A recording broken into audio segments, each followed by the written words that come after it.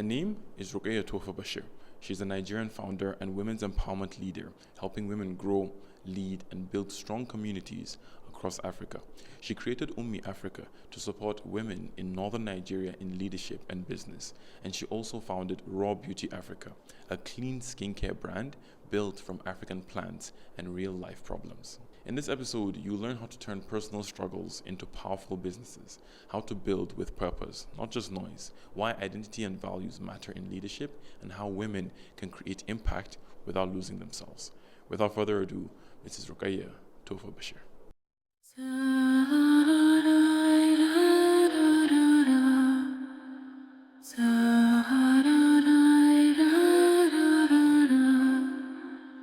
What is the driving force behind your work?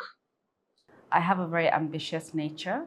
I think I keep going because I have a lot of things, passions that I have bounded in beauty and wellness. But also the ambition, I think, comes from being very close to my father from a very young age and him sort of conditioning me, that I could be whatever I wanted. I could, even though I was a woman, I could, reach for my dreams and all that. So I think when I do have dreams, I take it, up and up to the next level where I'm like tired, but that drive, that passion to really achieve to the best that I could achieve is something that is very persistent in my nature. So I have no choice but to keep going. I think every day I feel like I'm tired. I just want to, I want to give up and all of that. But there's something in me that just cannot let go. Yeah. When someone meets you for the first time, how do you describe what you do and why? So I think the thing that everybody knows me for is beauty. But, behind the beauty, I think it's more what I do is more about women empowerment. It's more about community building, and it's more about wellness. So those three things really is what I do is surrounded by those three fundamental pillars. Yeah. And why did you choose those? I think initially, my struggle with skin, with eczema, led me to go into beauty, to be very curious about beauty. And also, I think I will go back to my father. From a young age, he was very much into go to the salon, So from a very young age, I knew that one way to get money from my dad was to say, I'm going to the salon, and he would give me whatever I needed. So I think from a very young age, like I said, I'm somebody who frequented beauty salons. I went to do my hair, I went to do my pedicure, Even in boarding school, he would come pick me up and I would say, oh, I want to go to the spa, So, and it has just carried along throughout my life. And I have a husband now that allows me once a year to go for like a spa retreat. So I'm very much into that. I'm very much curious about beauty, about longevity, health, And then the others, I think I just derive a lot of pleasure from community building. I find that wherever I am, I try to, maybe my background also, with my dad being a politician, I try to get people together. I try to get people to think outside of just their current situation. And, since being back in Nigeria, I think, I'm always questioning, there has to be more that people want for themselves. There has to be, with my community of Arewa women especially, I'm always questioning, what is the shared vision? What is our shared vision? We can't just sit back and just watch things just unravel before our eyes. What can we do? How can we, get ourselves together? How can we organize ourselves? How can we start conversations that need to be had? So wherever I go, I find that I tend to build community. I tend to bring people together. And then ultimately, the woman empowerment comes into play because I am a woman. I'm living in an environment such as Nigeria. There's a lot of biases. There's a lot of things that need to change. And there's a lot of empathy for my fellow women, because I am a woman, but I would say, alhamdulillah, I'm from a more privileged background, so I do know, the day-to-day problems, the day-to-day hustles that women have to do. It's tough. So I'm just for women. Yeah. Would you say there was one experience in your childhood that made you embrace this mission that you're on? I can't put it down to one experience. I would say it's a collective things. I grew up with a family that really knew their history.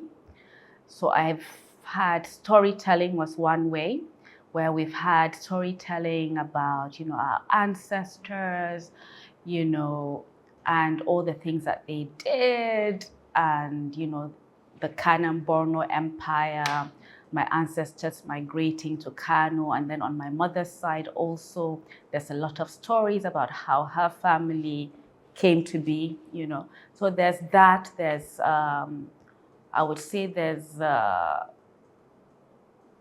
kind of resonance of community building, of family, of, just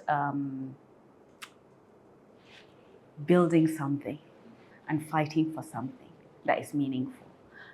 So I think that, to be honest, I think that stemmed from those stories. And then, because even when I was in university and I was studying architecture, and I had just graduated, and part two, you have to know kind of which direction of architecture you're going to go into. And I did a lot of soul searching, and the memories that were coming up were memories of me going to my village in Tofa local government. My uncle was like not emir, what do they call him? But he was the chief of the place. So we used to go, he had like a massive farm. So I have like very strong memories from that, from the rammed earth walls, just laughter, playing with my cousins, So all the things that surrounding evoked from me, of togetherness, of like family, of community, resonated. And also like the background of, farm, we would just go, there was a river, we would swim, we would, get the fruits. It was like an orchard, and then the earth buildings, it was amazing. So I think I was trying to find what to do, and I decided, oh, it's sustainable architecture, it's eco architecture, and it's all surrounded by all these things that I've been talking about. So you design from that community reference, you design from nature, you design from what is local, So those kind of themes, yeah. Let's go into your work. You launched an initiative called Ummi Africa in 2022. Yes. For anyone that doesn't know what it is, what is Ummi Africa and what was the reason behind it? Ummi Africa really just started. So my dad is, like I said, I've been talking about him, but he is really my inspiration. So he had this group. It was like a WhatsApp group, but they were doing a lot. It was an initiative. It was called KCCI. I think it's Kano Concerned Citizens Initiative. So as an elder from Kano State, he was trying to get people to have some sort of plan for their future, So we had a lot of different types of people in the group, and they were doing a lot. They were meeting with different communities, drug addicts, Mahauta, Endaba, So like having talks with them, trying to get them to have vision that is better from what they already have for themselves now, but trying to get them to actually become better or see a better future for themselves and understand what the root causes are. So I think he started going into this women empowerment thing. And for me, being his daughter, I actually approached him because I was in Kano at the time, and I said, I want to be part of this, And so he just put me in the group. And then, there's women in the group, but he's like, you guys should do something, you should do something to do with women. What are your grievances? What are things that you feel need to change in the society and all of that? And honestly, we were not able to do to do much. So I think after he passed away, and I have this tradition of going for International Women's Day events, and I always find that I'm one of the few Hausa people as of that time, and I'm always like, where are my Arewa people? How come I'm the one of the few here? And I would say even coming back to Nigeria in 2008, I didn't know that a lot of Hausa women were doing amazing things, but they just never spoke about it. The only way that I could meet other women was probably going to a wedding, which I found very, very toxic. So I wanted to create something that was a positive platform, that was a safe space. And it just started one day, 4 days before International Women's Day, and I said, okay, that's it. We're going to get some women. We're going to start sharing our stories in our own words, because I'm tired of the BS of meeting people and then this one is saying, oh, she's like this, oh, she's this, Where's there no support in our community? Where's there no understanding? So just trying to garner understanding by getting women within the community to come and speak to us in their own words, who they are, what they're doing, what they're passionate about, and just telling us stories about themselves. And that's just how it started. Later on, we formed an NGO, but I would say this Celebrating Women event is probably the most consistent thing we've been doing in the NGO. We've tried other things like capacity building, workshops, creating a vision, but I think the community doesn't value those things yet, but they value the 2 hours, 3 hours over lunch, just sharing about each other, listening, learning, and that has worked. What were the challenges you had in the beginning when you were launching it? I didn't. I was baffled. We had 4 days. It was a paid event. We had to find a space. We found a restaurant that a friend was about to launch. And we said, okay, we're going to launch it, And she had 60 seats. And in 2 days, the space was filled. So there was a need for it. And there were naysayers that said, no, it's a paid event. They would have to pay for their food. Nobody's going to come, But there was a need for it. And up to the day, people were calling, they call me Ummi. Ummi, so Ummi is my name. Ummi, how can we get a place? But it was filled up. So every time we come, it was more frequent before, but I've kind of started giving space between the events, because I just feel like I don't want it to become another wedding kind of scenario. So I've kind of pulled back, because the whole point is for us to move as one, to have a shared focus, a shared thing that we're working towards. And until we can really be honest with ourselves and share what we're fighting for together, I don't think we can go anywhere. So I'm kind of trying to see how to move forward from next year, do something a little different that will get women to really, really be confident in saying, okay, this is happening in the community. No, I'm against that. I'm going to come out and say that I'm against it. And I don't care what anybody says. This is what I believe and this is what I'm fighting for. So until we can get to that place, I think I wouldn't say that it's successful yet. Yeah. I also read that you went from architecture to launching another company called R.A.W Beauty Africa. What led to that leap from something like architecture to? I think really and truly what I really wanted to do was furniture design. But at my time, I couldn't tell my father, oh, I want to do. In fact, I told him, I really want to do furniture design, but I know I can't do furniture. So I'm just going to do architecture, because architecture allows me to still be artistic, to still fall back into furniture design if I so wish. And so that's what I did. And along the way with architecture, I didn't particularly love building. I understood it, I got it, but it wasn't something I was passionate about. And then going into sustainability and coming back to Nigeria, I was more into, like I said, eco-architecture. So my specialization was rammed earth technology. And I was looking at stone, I was looking at wood. So I came back to Nigeria and there's really no room for that. I actually opened an NGO because I worked slightly with the Princess Foundation, which is now the King's Foundation, and they're very much into sustainability. And so I came back to Nigeria and opened a sister organization of theirs, which is the NGO part of the King's Foundation, and it was INTBA. It's called INTBA, International Network for Traditional Building, Architecture and Urbanism. So I came back to work for my dad, who coincidentally at the time had a massive furniture factory. So I became the general manager for that factory.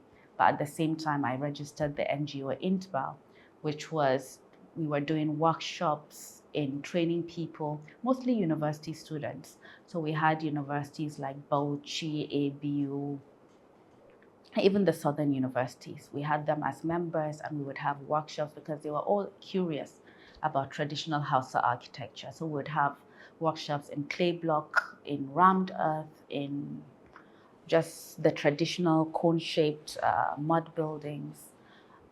We had an international conference.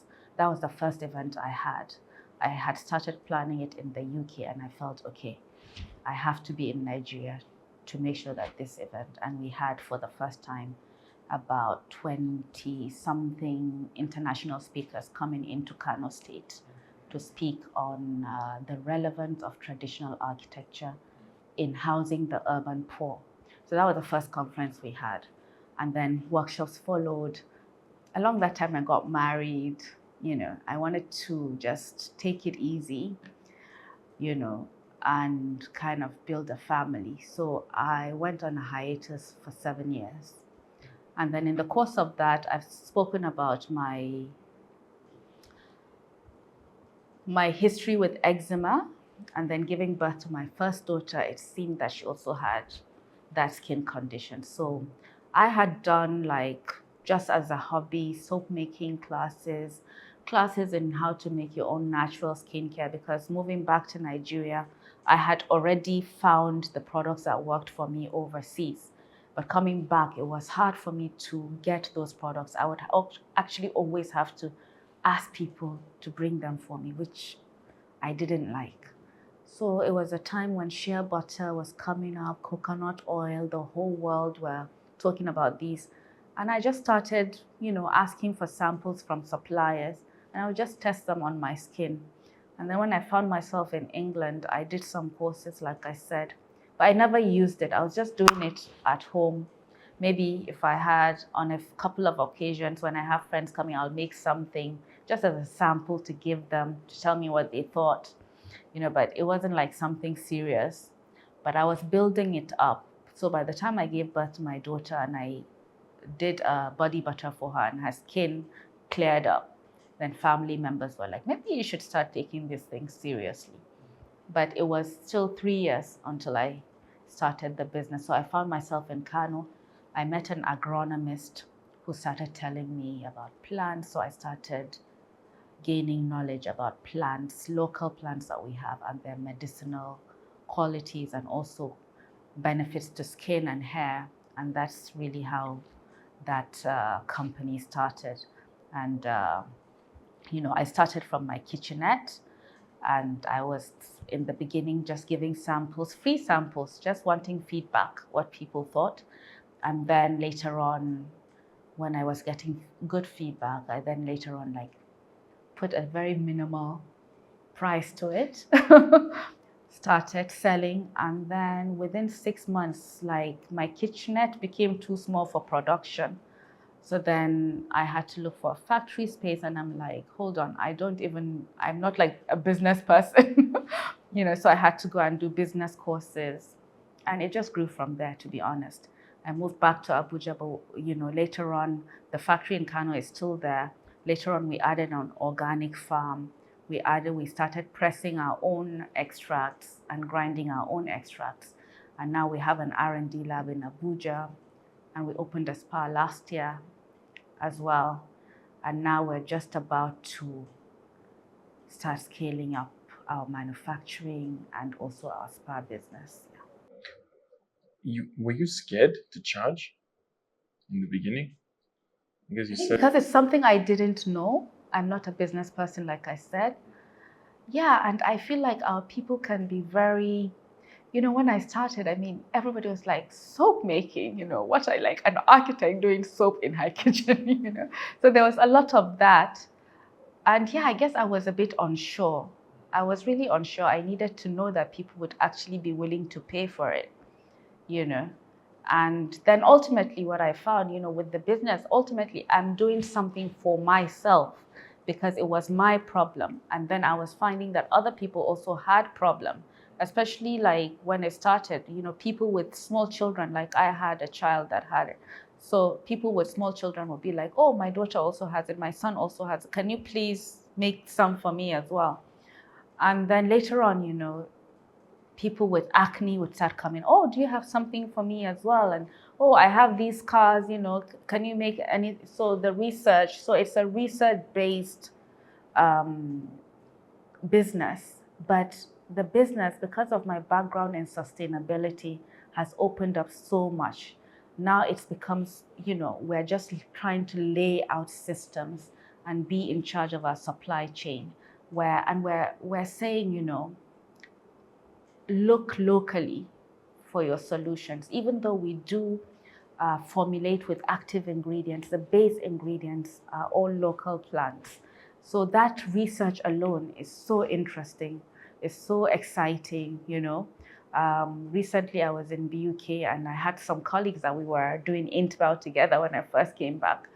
And, now they're like heads of department. One is head of dryland agriculture. The other one is head of environmental faculty, So they're like, we need to do something, we need to do something. So they have these machines now, we can start doing stem cell research into these plants, So what is stopping Nigeria or Africa from also processing and manufacturing their own active ingredients? Because still we're making raw ingredients. And a lot of beauty founders are still importing even the raw ingredients, which I feel is baseless.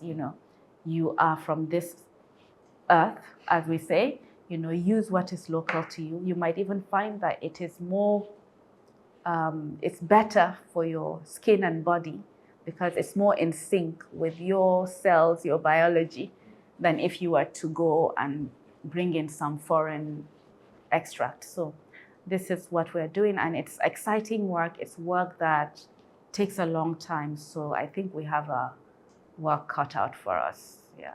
what was the hardest part of launching that business? Or the hardest part, the most part that I've spent and wasted and lost a lot of money was the packaging. Because when I thought about this, I wanted everything to be made in Nigeria, but probably because of my kind of aesthetic, I wasn't happy with what I was getting. So I lost a lot of money testing, paying for packages to be printed in several places and just having to chuck them out. And even when I started, even the containers, I wanted them manufactured here. I was willing to buy molds that I will send. Even finding glass manufacturers in Nigeria was very difficult, but I found one, but it was just so expensive. And they could only do like one particular, so it just got very complicated.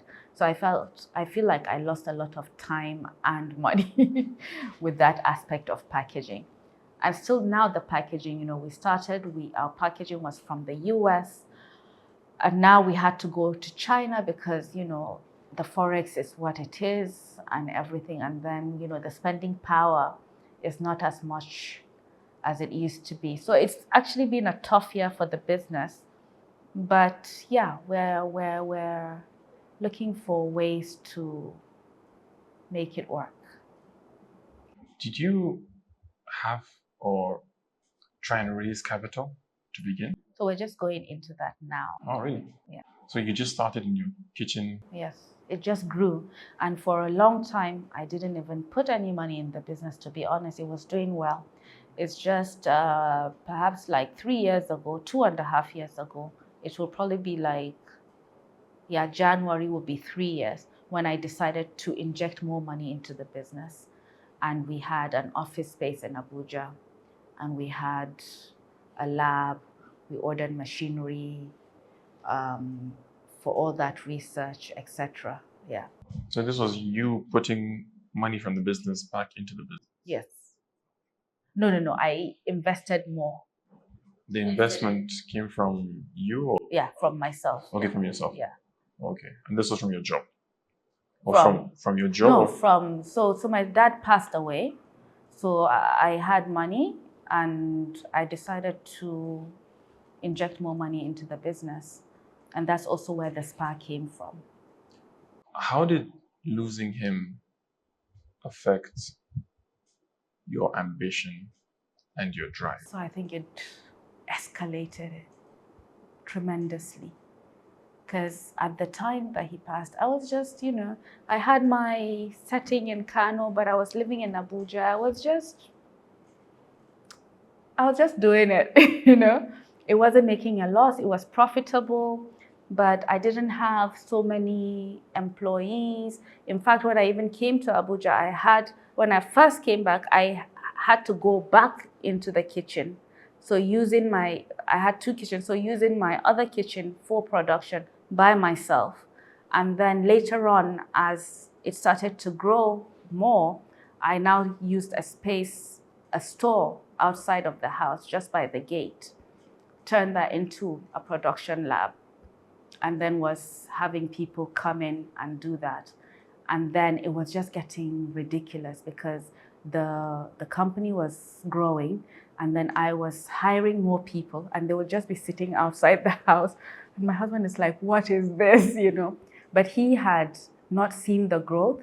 So when he started seeing that we were actually growing, and I had been asking, can I just rent somewhere to use as my production, because we have research and development side of things, and we have the production as well. And he's like, no, it's fine, you're fine, But then by the time people started sitting outside on the benches of the house, and then one of my formulators at the time, she had just given birth, so she would have to bring her baby to the house, and the baby would be crying very early in the morning. My husband is like, what is this? Yes, move out, move out.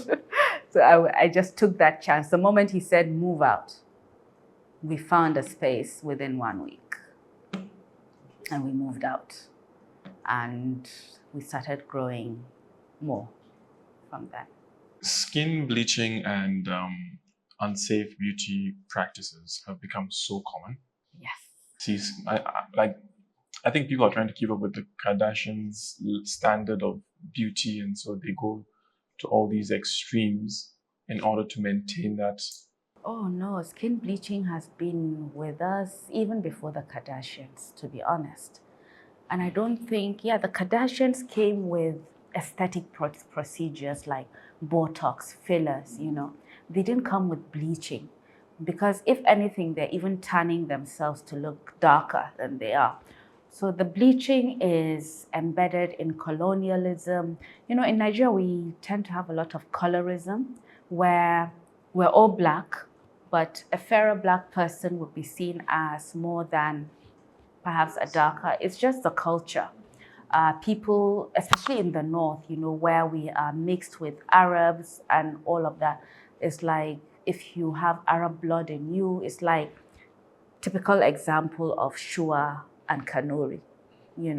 People will be like, oh, the Shuas, they're so beautiful, they're the most beautiful, So there's that culture of revering somebody who's fairer, also stemming from colonialism on the other side, where you just feel like a black person is less than a white person.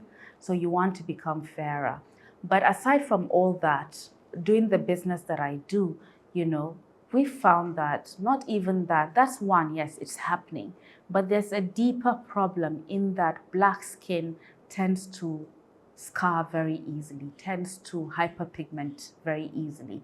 And then in Nigeria, an obscene amount of people with acne, like I've never seen before. I personally don't suffer from acne, but there's a very high percentage of Nigerians that suffer from acne. And it's only in Nigeria that I've seen even much older people also having acne. You know, usually in the Western world, acne is something that you go through adolescence. By the time you are in your early 20s, mid 20s, you are definitely over that acne stage. But so Nigeria, with the environmental factors, pollution, the stress, and then really, really bad eating habits, a lot of sugar in our diet causes a lot of people to have. And then all the substandard products that that filter into our market space. You know, when you go to the market, it's really substandard products laden with chemicals. A lot of people are also relaxing their hair. I'm glad that number is decreasing, but we ingest a lot of chemicals that we don't even, and we're really not informed about it at all. You know, so all those things lead to people bleaching their skin because they would have acne, they would have a spot. And the first thing that is being offered to them is a bleaching cream to just reduce the scarring or the dark pigmentation. Nobody is saying, oh, you know, to treat the acne, this is what you do. This is what you use to treat the acne. So nobody is treating the acne itself. Everybody is treating the dark spot. You know, so there's that going on. I think that is bigger than even the skin bleaching. But the skin bleaching definitely is there. And we try to, you know, shed some light. So a lot of what we do actually is education. What we find, because our products right now are luxury products. So most people can't even afford them. So right now we're even about to start. We had an affordable brand before, but you know, with affordable brands, unless you're going to sell it yourself, in Nigeria, you know, we had over 12 retail partners that were selling our affordable line, but even following up your money with these supermarkets became just too much stress for me. So I just put it on the burner, on hold. So yeah, there's a lot of education that goes on. Nigerians need to be more informed about what they're eating, what they're putting on their skin. You know, this is why we're seeing prevalence in cancer. We never knew these things before. And now, you know, you go to the farm, everything is GMO. Everybody in the village is literally using fertilizer. We started this organic farming. People didn't even trust us to give them organic seeds. Like we said, okay, you know, we're going to give some of the seeds to the neighboring farms beside us so that they can also plant. No trust. What are you giving me? No, what is it? No, I don't know it. I'm not going to plant it. You know, so the environment has really changed. There's a lot of things coming up, but we just need to really educate ourselves. You mentioned substandard products are the ones that we should stay away from. How can we tell a substandard product from one that's good? We manufacture according to EU regulations. And that doesn't mean that when you do that, one or two people are not going to react from it, because skin is very complex. And what people need to understand with skin is that you need to have somebody that is a specialist that can advise you. So when you come to our page, we also consult with you. You don't just say, this is what I want. You know, we actually take you back, try to understand what your needs are, what your skin type is, and then recommend. But yeah, a lot of people just go, you know, we go by word of mouth a lot. And our markets are very porous. So we get dumped products from all over, from the east, from the west, you know, products, because they know they know how we feel about skin bleaching. So these products are made just to dump in Africa very cheaply. We buy them. There's no certification. There's no testing that has happened on these products.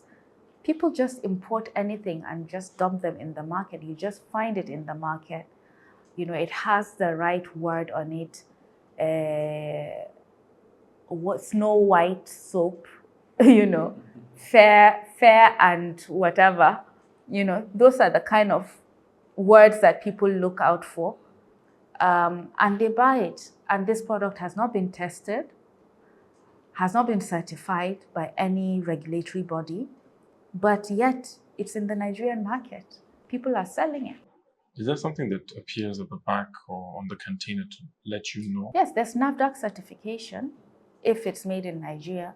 But if it's not, there's EU certification, which is the highest certification that anybody should even look out for. There's things like FDA. There are GS1 barcodes for the supermarkets. There are different things that lets you know, okay, at least it has gone through some sort of testing, Yeah. You also mentioned relaxing your hair is not good. It's not good. What's wrong with relaxing your hair? So because of the chemicals, some relaxers also have formaldehyde. There's a lot of hormone disruptors in these chemicals that people are using. For example, there's a very, very strong correlation between women that are relaxing their hair and fibroids. Fibroids. What are There's a thing that they're like cysts, but not. So they develop in the insides of the woman, and they're like fibroids. They're like swellings, either on the womb or so on the uterus.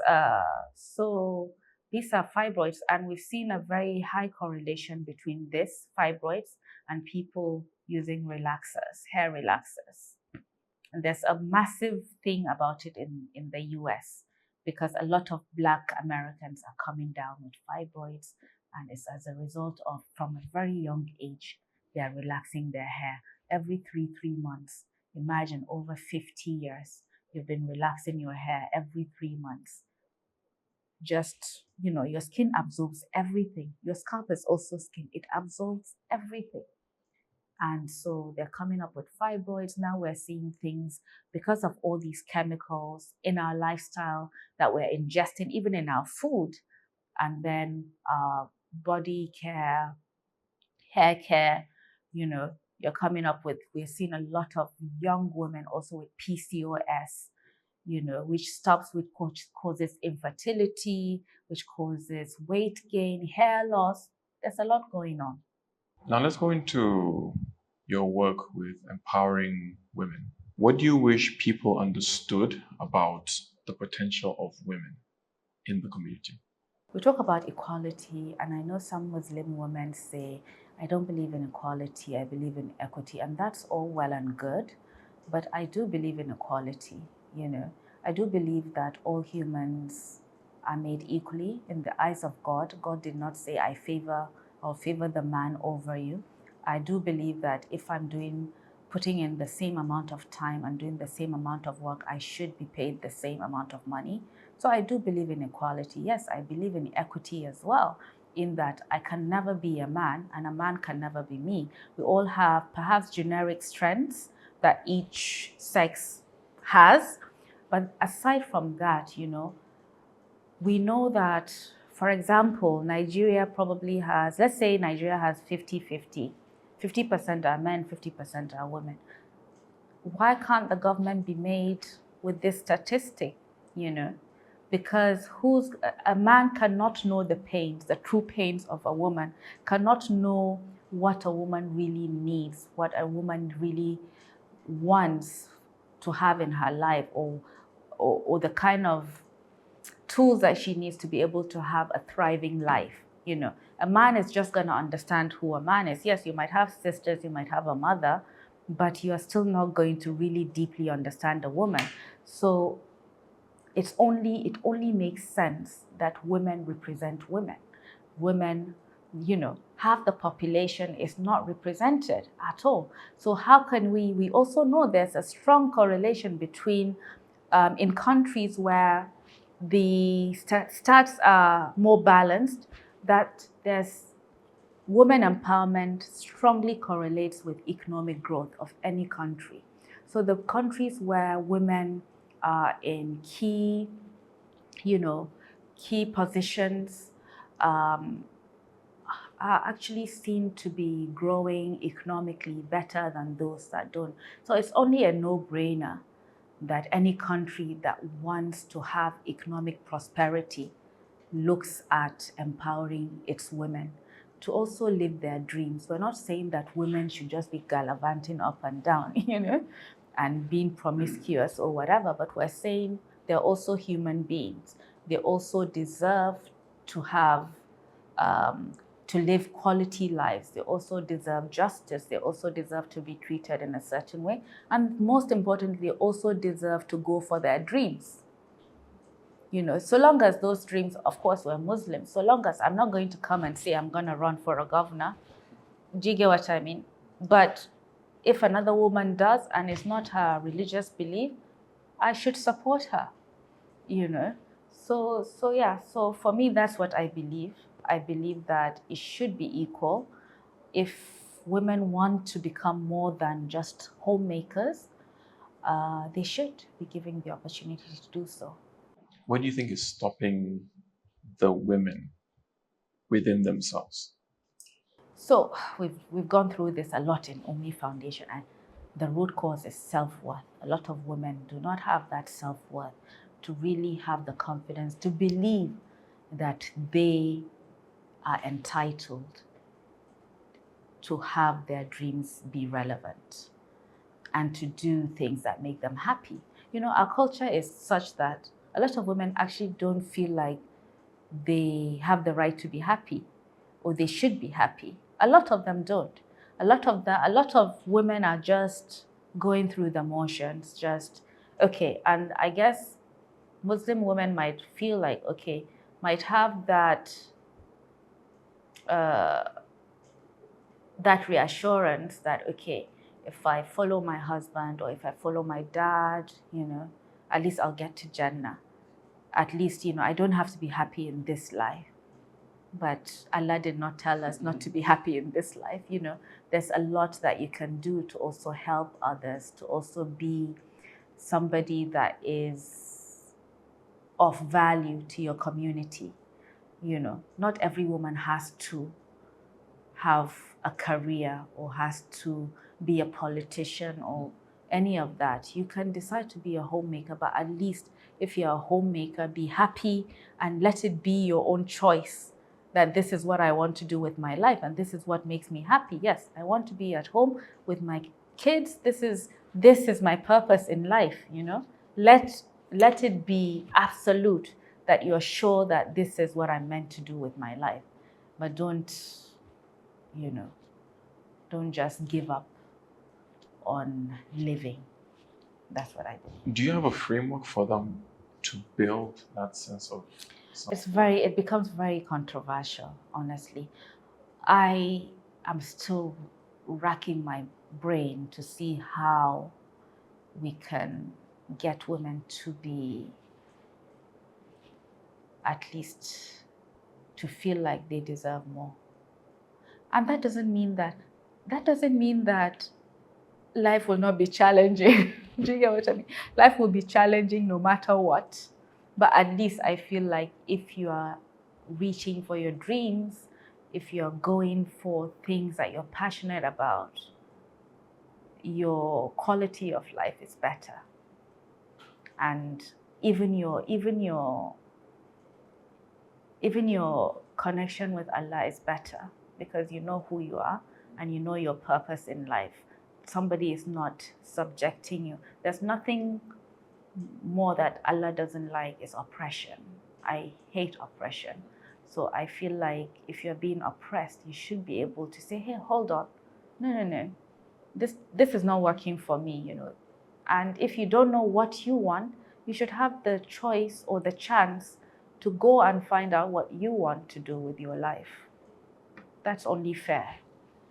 Many entrepreneurs struggle with self-doubt and doubting their path, doubting their decisions, and doubting pretty much everything. Was there a time that you questioned your own path? And how did you navigate that? Or even last night. Oh, really? Yeah. It's a love-hate relationship, entrepreneurship, especially in Nigeria. And especially now that we talked about me wanting to scale, being Muslim also has its certain barriers. So just yesterday, was it yesterday? Yeah, it was yesterday where I was like telling my husband, I'm so tired, and I actually called a meeting in the morning with my ops manager and accountant. I'm like, I sent them a threatening email the night before. They're like, this email sounds like a threat, And I'm like, I'm tired. I'm tired. I just came back from holiday, but just being back just stresses me out. And I don't think one should live like that, And I had said to my husband, I'm so tired. Like, I think I might just come back to just being at home, just looking after the kids and the house and you. And he's like, come on now, So he's like, did we just watch the Victoria Beckham on Netflix? It was like a 3-episode thing about Victoria Beckham and her fashion brand. And he's like, no, you cannot quit. Don't worry, this will all work out, So I do have more frequently now because of the nature of our economy and all the problems we're facing right now as Nigerians. More so this year, I would say I've had several of those moments where I just feel like I'm tired. I could do something better with my money, but then I look at all the people that we're employing and the time we've spent having them really, really have this ownership thing with the business where it's also now become their vision, So as a leader, you can't, because you've already got people behind you. You've already got people having this same vision that you do. So you cannot. You're not just for yourself anymore. You're like a collective, you're a team now.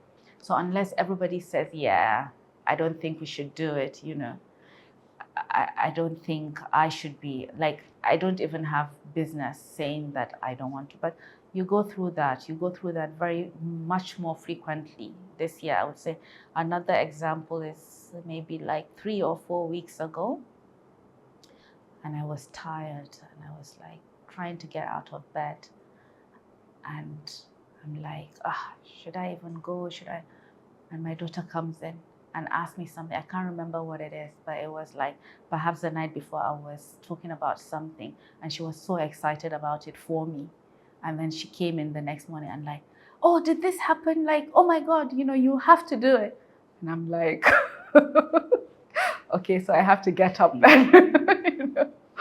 So yeah, so you have those moments when you want to quit, but then because you've already laid the foundation, then you have support. You have your support system coming on, telling you, no, you can do it. And they say that entrepreneurship is just about not giving up. So you just have to keep going.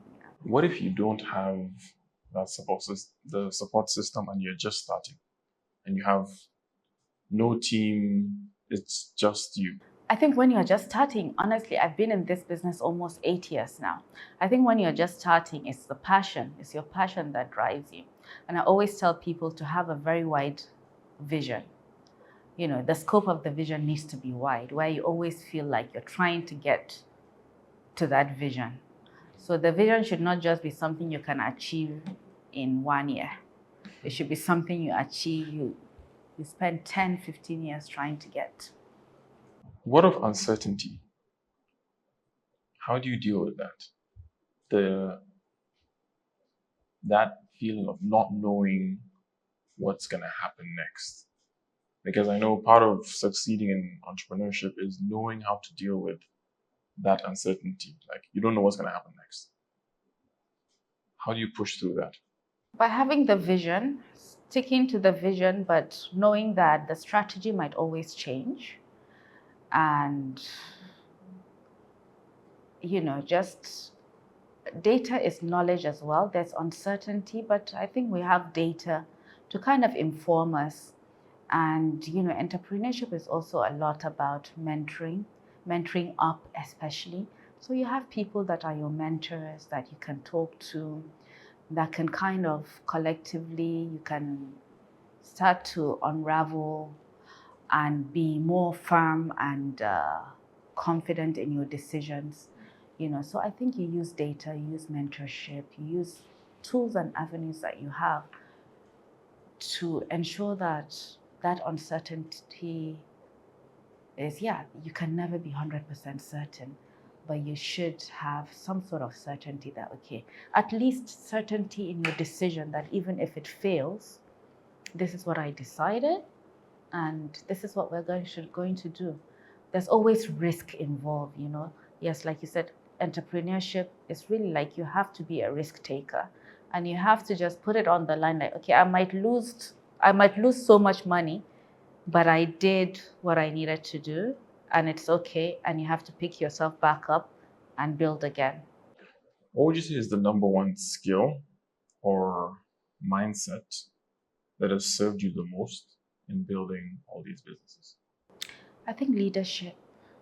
Leadership skill is something that if you are a founder like me, you need to really, really invest. You need to invest in yourself, in knowledge, in how to deal with people, because it's also a culture. Like in the office space, it's a culture that you are literally forming. You're forming a culture. So how you lead, that's how your team is going to be. If you're somebody, and I feel like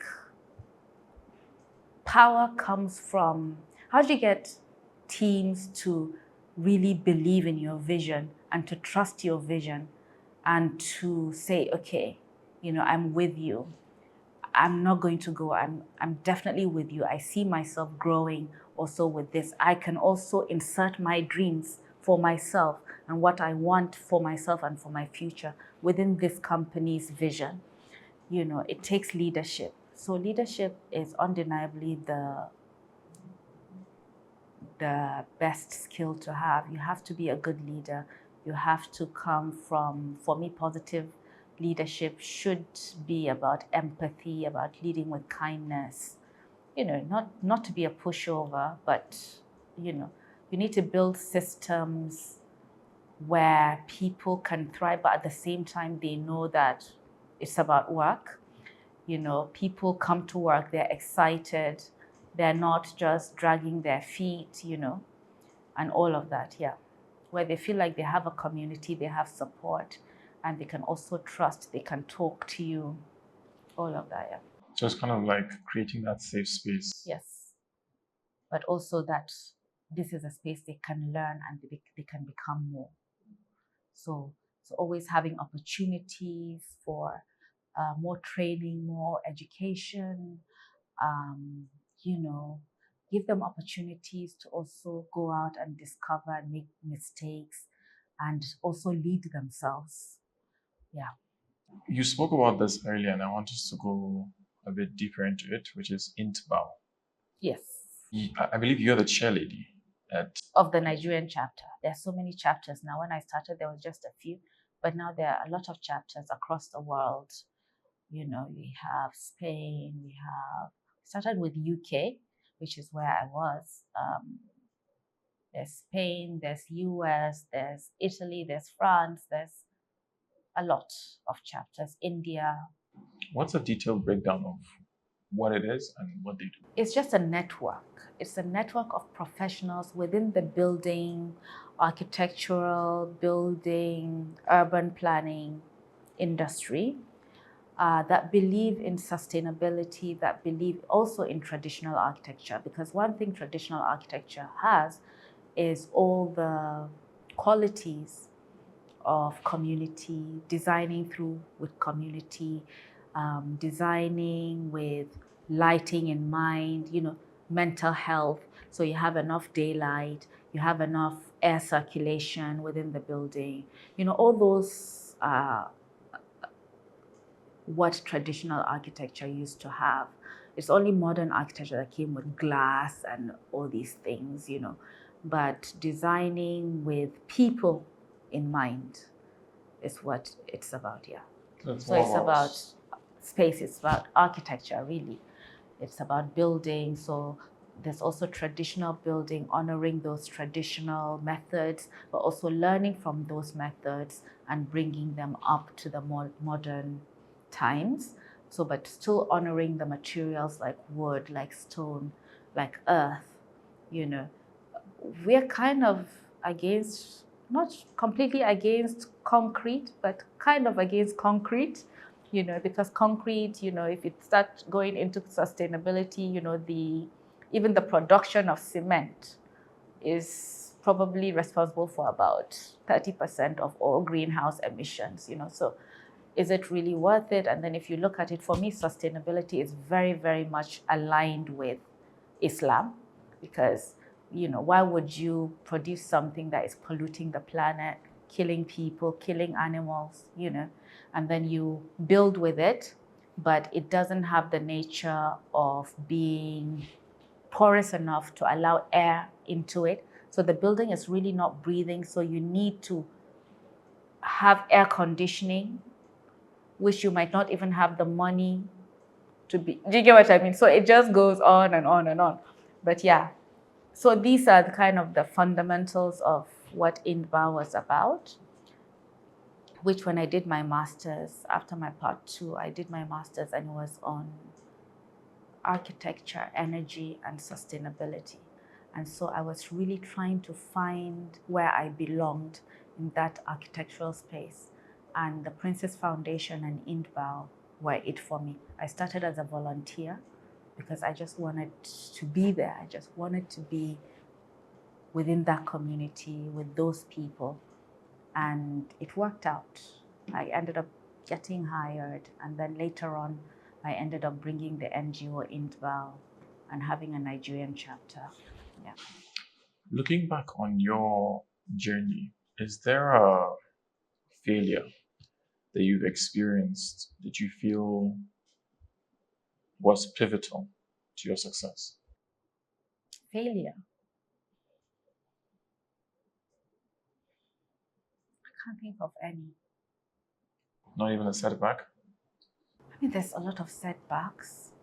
I mean, we talked about my father's death and how my father's death just made me feel like I'm wasting, even though I had a beautiful family, but I just felt like maybe because my father always thought I would build something, I would make something of myself other than just becoming a wife and a mother. And there's nothing wrong with that, like I said.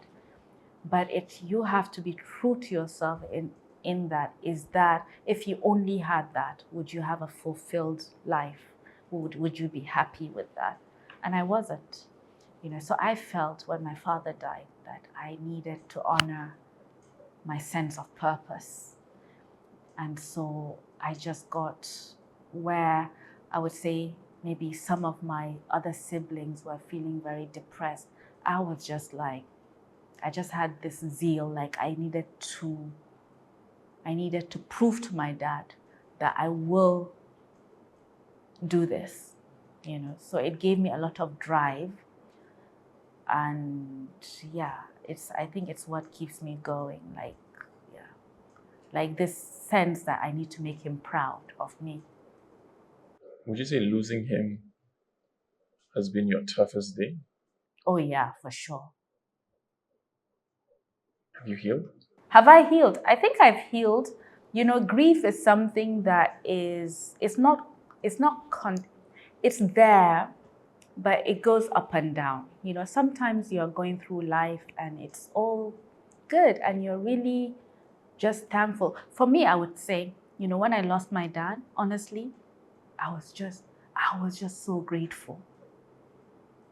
I was just like the sense of gratitude I had, because when my father passed away, the amount of people that grieved his death, the amount of people that came out and were saying such wonderful things, and then the amount of people, NGOs that were coming out to tell us this, oh, he didn't know this was what he was doing. These are the things that he was doing. So I felt like, who am I to even grieve this person's death? Like, I should be feeling honored. So I think all of us were like, we cannot even like, seriously, I don't think I grieved properly till like a year later when I just broke down and I had to just like leave and go for a retreat, you know, because I just felt like who am I to grieve? Like, Allah has done this for him. Like, he led such a wonderful life, and you know, what more could he have done? So I was like filled with gratitude. I felt like, why should I, you know, why should I grieve? And because my dad was diabetic, you know, and his health was also deteriorating that way. And the worst thing for him would have been for him to become like somebody we needed to take care of.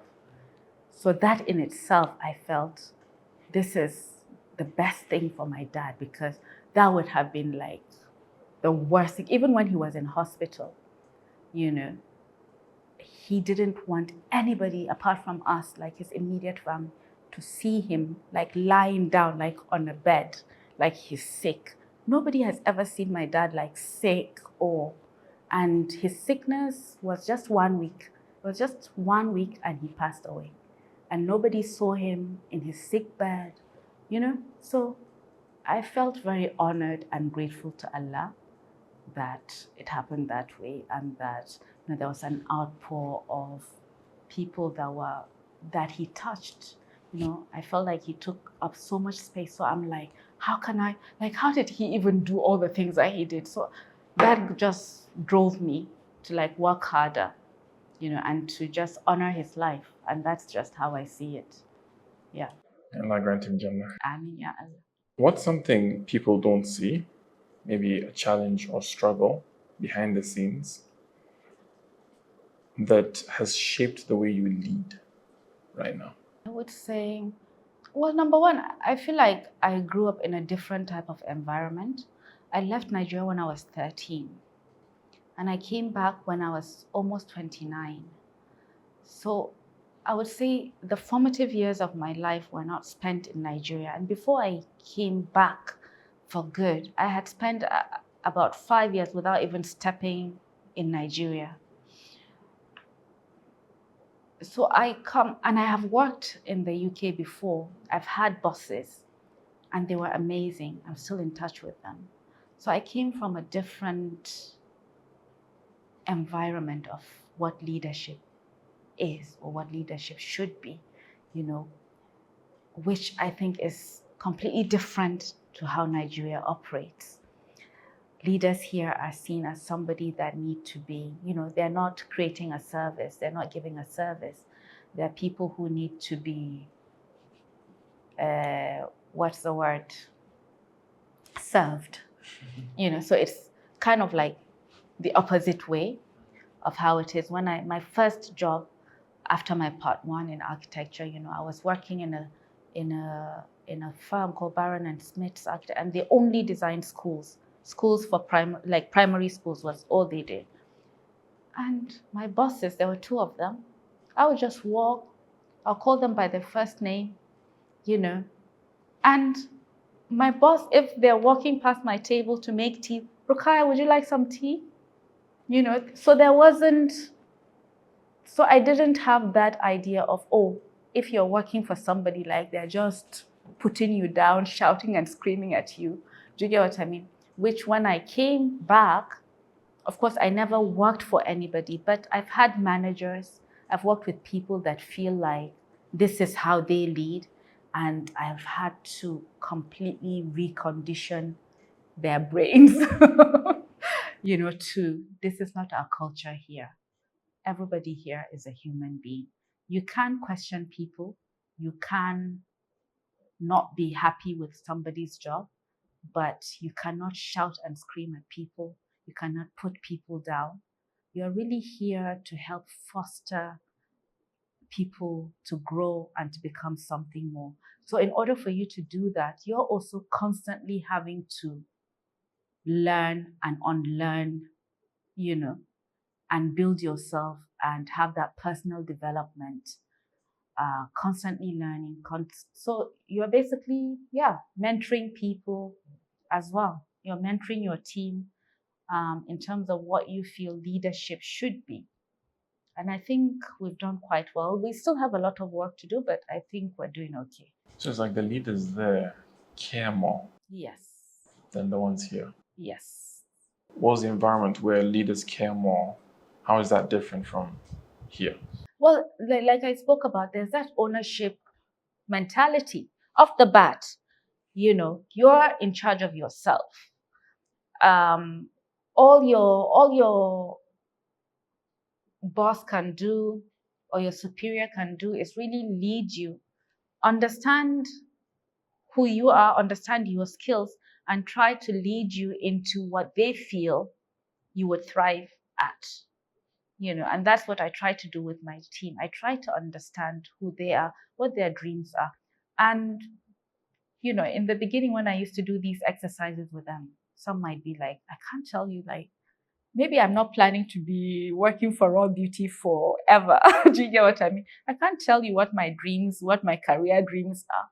But what I do in that is, if I know that this is not where you belong, I will direct you in the right way. Because how time wasting would it be for me to spend all this time training you and then you just leave?